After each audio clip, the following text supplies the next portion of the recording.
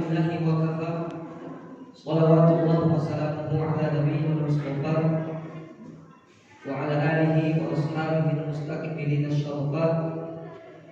Allahumma la ilma lana illa ma 'allamtana innaka antal alimul hakim. Allahumma 'allimna ma yanfa'una wanfa'na bima 'allamtana wa zidna ilman tanfa'una bihi ya rabbal alamin. Bapak dan Ibu sekalian, jamaah Masjid Al-Muhajirin yang semoga Allah Subhanahu wa taala merahmati kita, memberkahi waktu amal dan juga ibadah yang kita lakukan di bulan yang penuh berkah ini. Amin ya rabbal alamin. Alhamdulillah, pada kesempatan kali ini Allah Subhanahu wa taala memberikan kesempatan kepada kita semua untuk kembali bersama-sama duduk di majelis, bersama-sama memahami bagaimana seharusnya kita beragama, sama-sama mempelajari apa yang Nabi SAW tuliskan, sama-sama mendengarkan peninggalan warisan para ulama, yaitu ilmu yang Allah Subhanahu wa taala telah titipkan melalui para alim ulama, orang-orang salih yang sudah mendahului kita. Semoga Allah Subhanahu wa taala merahmati mereka dan menempatkan mereka di tempat yang terbaik surganya. Amin ya rabbal alamin. Bapak Ibu sekalian, rahimani Allah wa iyyakum, sehat dan juga waktu luang yang kita miliki pada kesempatan kali ini menjadikan kita bisa sama-sama masih merasakan fungsi alat yang Allah titipkan. Telinga kita sebagai alat untuk mendengar, mata kita sebagai alat untuk melihat, badan kita dengan perangkat sarafnya masih bisa bergerak dengan sempurna, berjalan dari rumah ke masjid, kemudian duduk, sholat subuh, sholat sunnah. Semuanya adalah nikmat yang patut kita syukuri agar Allah Subhanahu wa taala tambahkan. Qadarullah, hari ini saya lagi kurang sehat ya, lagi masuk angin, penyakit yang sering sekali dirasakan, jantung. Kalau penyakit pusing dan yang lainnya itu jarang saya. Tapi kalau masuk angin itu hampir rutin. Jangan angin duduk. Tapi alhamdulillah ya, cuma penyakitnya masuk angin jadi dikerok atau dibekap juga udah keluar anginnya. Iya, atau tolak angin betul. Itu obatnya 1000 obat. Maka mohon maaf kalau suaranya mungkin agak bindeng, kalau bahasa Cirebonnya bindeng atau agak tarau ya, karena qadarullah sedang kurangkan badan kemarin. Bapak Ibu sekalian, rahimani Allah wa iyyakum, materi yang akan kita angkat pada kesempatan kali ini adalah terkait Ramadan wal ibadah. Ramadan wal ibadah, yaitu bulan Ramadan dengan ibadah atau amal salih. Ramadan, Bapak Ibu sekalian, Ramadan adalah salah satu bulan dari bulan-bulan yang Allah Subhanahu wa taala miliki. Allah Subhanahu wa taala menyebutkan dalam Al-Qur'an surat At-Taubah juz berapa? Ke-11. Surat At-Taubah juz ke-10. Ketika masuk bulan Dzulhijjah, ada syariat apa? Haji berkurban bagi yang tidak haji. Ada puasa dan rangkaian ibadah lain. Apakah perhitungannya menggunakan Masehi? Tidak. Kemudian bulan Muharram ada puasa Asyura. Apakah perhitungannya menggunakan Masehi? Tidak. Di sini saya tidak mendiskriminasi. Akan tetapi di antara kesempurnaan Islam seorang ketika dia benar-benar memahami setiap tanggalan Hijriyah. Kenapa? Dengan memahami tanggalan Hijriyah, maka akan ada selalu dakilah, ikatan ada remember, ada sesuatu yang mengingatkan dia tentang apa? Amal saleh. Oleh karena itu teman-teman sekalian, Bapak Ibu sekalian yang semoga merahmati kita semua, saya angkat pada kesempatan kali ini judul tentang Ramadan wa amalun salih.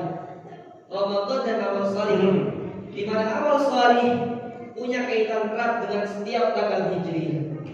Seorang muslim punya 5 waktu, 5 bulan, di mana dia fokus mengejar ibadah, memperbanyak ibadah, melakukan kejar target. Kalau bahasanya orang dagang itu, ya, memperbanyak promosi pada bulan tersebut, memperbanyak sayap dagangnya pada bulan tersebut. Kemudian di bulan lain kembali stabil dan normal. Seperti pedagang pakaian.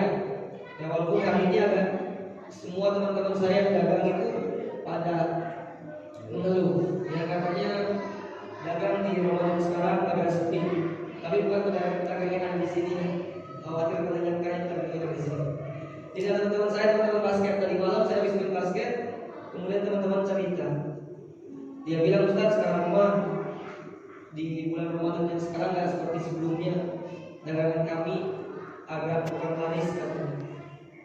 Ya. Nah, teman-teman sekalian, rahimani Allah wa iyyakum. Di mana bulan Ramadan di mana pedagang pakaian yang dia memiliki momentum tersendiri, hari-hari tertentu yang pakaiannya itu bisa laris, bisa terjual berkali-kali lipat.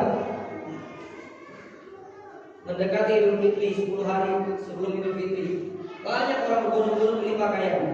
Maka saat itu pedagang pakaian loncat, pedagang ayam naik, dan seterusnya. Maka Ramadan analoginya sama seperti para pedagang yang mengejar target pada bulan-bulan tertentu untuk menutupi kekurangan yang ada. Saya bukan pedagang, tapi saya paham bagaimana kehidupan minimalnya para pedagang. Ramadan dengan 4 tambahan bulan yang lain adalah ibarat seorang yang sedang mengejar target agar bulan-bulan lain ketika dagang biasa, uang yang masuk, profit yang masuk itu bisa tinggi, bisa banyak, sehingga tercapai target kita, tercapai tujuan kita, tercapai misi kita. Maka Ramadan bagi orang yang paham adalah momen untuk memperbanyak amal saleh. Salah ketika masuk bulan Ramadan namun tidak memaksimalkan amal, mengatakan toh sama saja kita melakukan amal di Ramadan dengan di luar Ramadan, jelas salah. Bapak Ibu sekalian, rahimani Allah wa iyyakum. Kemudian amalun salih. Kita masih masuk dalam deskripsi. Amalun salih, kapan sebuah amal dikatakan salih? Kata para ulama, amalun salih maka yuqbal indallahi ta'ala. Yang dinamakan amal salih adalah amal yang diterima di sisi Allah Subhanahu wa ta'ala. Dalam agama kita ada 2 istilah. Ada yang disebut dengan salih, ada yang disebut dengan muslim. Ya, ada yang disebut dengan apa? Salih, ada yang disebut dengan muslim. Kalau salih dari kata saluha yasluhu, salihun, isim fa'il. Kalau dalam kosakata bahasa Arab. Tapi kalau muslim, aslaha yuslihu, muslihun, isim fa'il juga. Apa bedanya? Kalau salih adalah salihun fi dzatih, sesuatu yang benar, yang beres, berada pada kontennya, berada pada objeknya. Jadi ketika amal dikatakan amal salih, zat amal tersebut, zat perbuatan tersebut, zat paham ya Pak ya? Ibu paham zat? Zat itu jadi bendanya itu, zatnya. Mungkin bahasa Indonesia juga sudah zat ya, zat kalau bahasa Indonesia. Si zatnya itu kalau bahasa Arabnya zat, artinya zat. Zat atau zatnya itu memang sudah salih dari sananya, sudah berisikan salih kesalihan atau diisi dengan sesuatu yang salih. Nanti dalam ilmu fikih seperti amalan-amalan yang sifatnya mubah itu bisa diisi dengan kesalihan sehingga menjadi amal salih. Tapi bukan zatnya yang salih, tapi kita isi dengan sesuatu yang salih. Nah, adapun muslih adalah orang yang berusaha untuk melakukan perbaikan. Sehingga beda antara amalun salih dengan amalun muslim. Amalun salih adalah perbuatan yang Allah Subhanahu wa taala ridhoi, dan tidak akan sebuah amal dikatakan salih kalau tidak terpenuhi syaratnya. Pertanyaan saya, Pak, apa syarat dikatakan sebuah amal itu salih? Apa syarat sebuah amal dikatakan salih? Maka kita katakan ada dua syarat sebuah amal dikatakan salih. Yang pertama, ikhlasuhu lillahi ta'ala. Ya, yang pertama adalah mengikhlaskan amal tersebut untuk Allah Subhanahu wa taala. Sekarang ini, saya sering sekali mendengar, Ustaz, alhamdulillah, walaupun bukan dari muslimin ya, tapi sering mendengar atau saya lihat di status-status, alhamdulillah, semenjak rutin sholat duha, rezeki saya lancar. Perkataan ini adalah perkataan yang muhtamal kalau dalam bahasa Arab. Bahasa Indonesia saya nggak tahu. Muhtamal itu perkataan yang memiliki makna tersirat, memiliki makna yang berbeda sesuai dengan yang kita pahami, yang sesuai dengan yang mengatakannya. Dalam bahasa Indonesia nggak tahu diistilahkannya apa ya. Saya agak tahu bahasa Indonesia. Disebutnya muhtamal. Contoh, misalkan ada kalimat seperti bisa. Bisa itu ada yang berarti mampu, ada yang berarti ya racun. Apel. Bukan apel ya, apel itu. Ya, maka dalam bahasa Arab pun sama. Ada bahasa yang seperti itu, di mana katanya satu namun maknanya banyak. Homonim. Atau dalam bahasa Arab disebut muhtamal. Alhamdulillah, setelah saya rutin sholat duha, rezeki saya lancar. Ketika seorang mengatakan itu, meyakini bahwasanya dikarenakan sholat duha rezekinya lancar, hada naw'un min asyirkil asghar. Itulah bagian dari syirik kecil.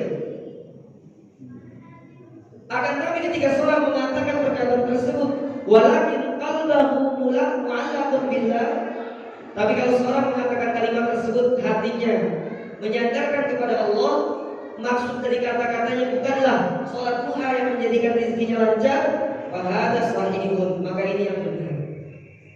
Maka al-ikhlas, kalimat ikhlas yufarriqu bainal 'adah wal ibadah.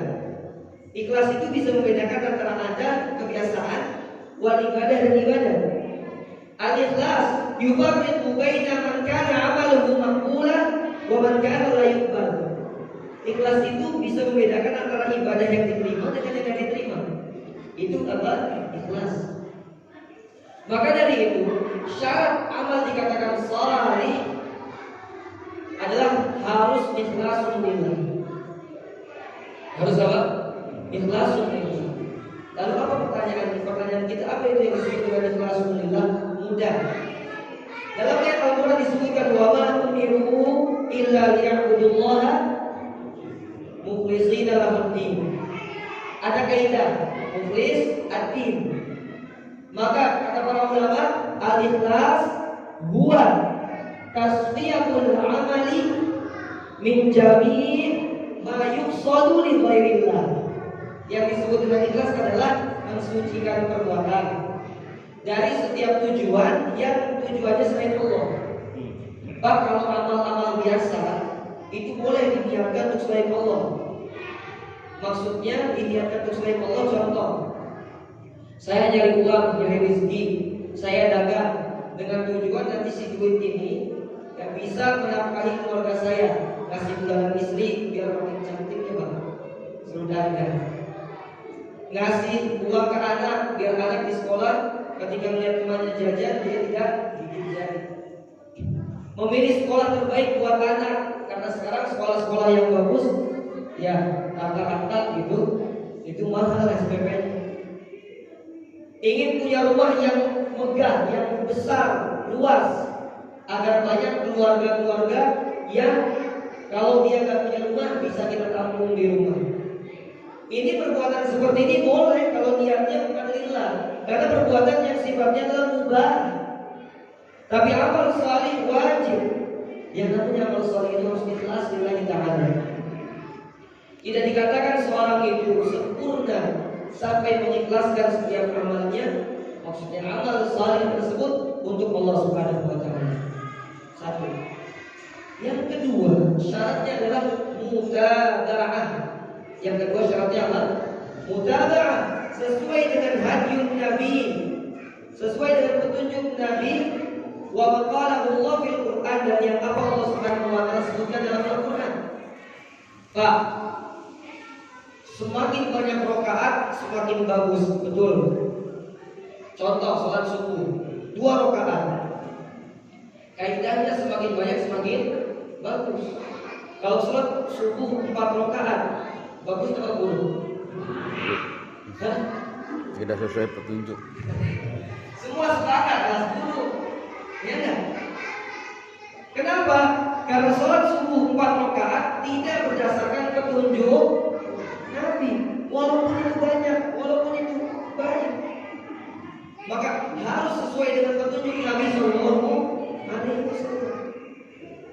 Maka amal dikatakan shalih ketika ada petunjuk dari Nabi dan dilakukan dengan keikhlasan. Masuk? Baik.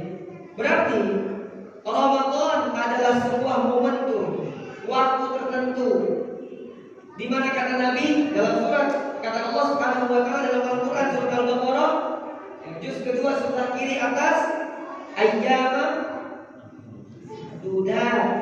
Apa arti ma'dudat dalam bahasa Indonesia? Ma'dudat kailahu adadun muayyan. Ma'dudat itu bisa dihitung. Kenapa? Karena Ramadan cuma kalau kan 29 ya 30. Ada nggak Hijriah 31? Pertanyaan saya. Ada nggak? Nggak ada. Cuma Masehi yang punya 31. Nggak konsisten Masehi itu. Nggak konsisten. Kadang 28, 4 tahun sekali. Kadang 29, kadang 30, kadang 31. Kalau ditanya bulan ini berapa? 30 atau 31? Nggak tahu ya, lihat kalender dulu. Tapi kalau Hijriah layak usul 30, 30. Makanya sob jatuh puasanya setiap tanggal 13, 14, 15. Sudah ayyamul bid. Mudah menghitungnya. Itulah keunggulan takwim Hijri, keunggulan kalender Hijriah. Makanya dulu ketika saya kuliah, saya punya dosen namanya Dr. Syafiq Riza Masalama. Dulu ketika di Jember, beliau Dr. Syafiq Riza itu mewajibkan semua mahasiswanya, walaupun kuliah saya di Jember cuma 3 bulan, hebat ya, 3 bulan, tapi nggak sampai 1. Karena saat itu saya keluar dari sana untuk ikut intisab. Intisab itu sekolah persamanan, akselerasi. Nah, Dr. Syafiq Riza mewajibkan semua mahasiswanya menghafal tanggal Hijriah. Kalau ada yang tidak menghafal tanggal Hijriah, suruh dihafalin saat itu juga. Haram, syukur, bil awal, bil akhir. Baik versi Arab atau versi Jawa atau versi Sunda, gitu kan. Kalau di Cirebon aja yang Idul Fitri, ya, yang jatuhnya di bulan apa? Syawal, itu disebutnya Raya Agung. Kalau di Sunda ada istilahnya pastinya. Nah, Lebaran. Lebaran. Bahasa Indonesia. Jadi baik itu Boboran. menggunakan bahasa Arab ataupun bahasa daerahnya. Dari Muharram, Safar, Rabiul Awal sampai dengan Dzulhijjah. Mereka menakdir. Itu bebas, silakan. Yang penting tanggalan Hijriah dihafal di luar kepala. Kenapa? Karena musim ibadah cuma ada di tanggal Hijriah. Bagaimana kita tahu ini Syahrul Haram, ini bukan Syahrul Haram? Kalau kita nggak hafal tanggal Hijriah, maka Ramadan adalah salah satu bulan di antara bulan-bulan yang ada dalam tahun Hijriah. Namun bukan itu yang terpenting.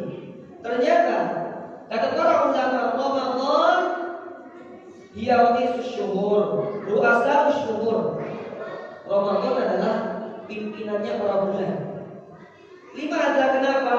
Lihat, Allah Subhanahu wa taala turunkan Al-Qur'an di bulan Ramadan. Kata Allah, "Syahrul Ramadan alladzi unzila fihi al-Qur'an." Bulan Ramadanlah yang Allah Subhanahu wa taala turunkan di sana Al-Qur'an. Kemudian, "Inna anzalnahu fi lailatul qadr." Lailatul qadri khairun min alfi syahr. Bayangkan, satu malamnya itu ibarat 1000 tahun. 1000 tahun. 1000 bulan beribadah. Ada yang mungkin sampai mulai 1000 bulan? Jarang. Lanjutkan. Tanazzalul malaikatu war-ruhu fiha bi'izni rabbihim min kulli amr. Turun malaikat pada malam tersebut. Salamun hiya hatta matla'il fajr. Ujian di malam Lailatul Qadar. Lailatul Qadar terjadi di bulan apa? Ramadan. Dikarenakan ta'addudul ayyam barakah fa yakunu Ramadan afdalus syuhur. Dikarenakan banyaknya hari-hari berkah, banyaknya bukan berkah, hari-hari berkah. Dikarenakan banyaknya hari-hari yang berkah pada bulan Ramadan, menjadikan bulan Ramadan bulan yang paling utama. Dipahami sekarang? Maka itulah yang menjadikan bulan Ramadan bulan yang utama dan pertama. Makanya para ulama disebutkan kanu, para sahabat itu, para salaf, para orang sebelum kita itu menginginkan untuk bisa sampai kepada bulan Ramadan 6 bulan sebelum masuk Ramadan dan 6 bulan setelahnya. Berarti setiap bulan pengen ketemu Ramadan. Bayangkan. Kenapa? Karena mereka paham cuma Ramadan yang bisa memberikan keuntungan besar-besaran. Flash-nya di sana. Sehingga gak mau ya, bulan Ramadan berlalu begitu saja. Kata Nabi apa? Roti makan kumriin dakhala alaihi Ramadan falam yughfar lahu. Celaka seorang, celaka benar-benar celaka. Masuk ke bulan Ramadan tapi keluar dari bulan Ramadan gak diampuni dosanya. Padahal dalam hadis lain Nabi SAW mengatakan, wa inna lillahi ta'ala, sesungguhnya bagi Allah Subhanahu wa ta'ala setiap harinya utama minan, ada orang-orang yang dilepaskan dari api neraka sehingga dia tidak akan lagi dihisab di neraka, langsung masuk surga. Siapa yang tidak mendapatkan itu? Siapa yang akan mendapatkan? Seperti Ibrahim? Lah, tidak ada jaminan. Teman-teman sekalian, bapak dan ibu sekalian, tidak ada jaminan. Harus dicari. Tiketnya harus diambil. Pembebasan dari api neraka tersebut kapan adanya? Di bulan Ramadan. Sehingga cuma bulan Ramadan yang bisa memberikan diskon besar-besaran, yang bisa memberikan pahala besar-besaran. Makanya Ramadan wa amalun shalih. Ramadan dan amal saleh. Kalau kita membahas tentang keutamaan bulan Ramadan sangat banyak, Pak. Gak selesai-selesai. Jangan selesai-selesai. Sekarang kita akan sama-sama lihat sebagai motivasi buat kita bersama bagaimana bentuk amal salih yang dilakukan oleh para ulama ketika masuk bulan Ramadan. Bapak Ibu sekalian, rahimani Allah wa iyyakum. Disebutkan dalam banyak sekali referensi Al-Imam Syafi'i. Ada yang tahu Imam Syafi'i? Tidak. Sering dengar namanya dan semua anak kita harus tahu orang tersebut. Beliau adalah sosok yang terkenal dalam setiap cabang ilmu, terutama ilmu agama.